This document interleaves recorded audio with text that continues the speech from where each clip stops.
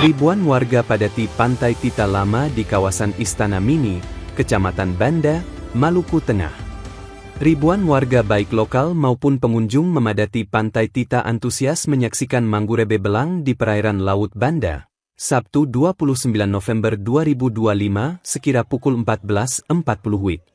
Selain warga, aparat kepolisian dan TNI juga berjaga di sekitar lokasi Manggurebe Belang.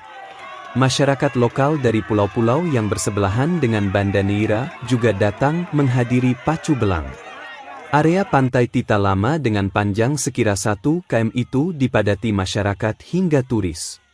Antusias masyarakat makin memuncak kala belang-belang jagoan mereka berpacu di perairan lepas Laut Banda.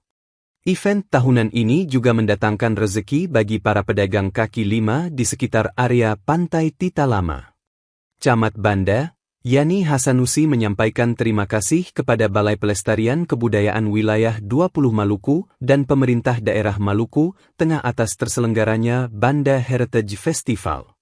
Masing-masing belang dikemudi oleh 32 orang, dengan rute dari Pulau Pisang ke Pantai Tita Lama atau sekira 3 km.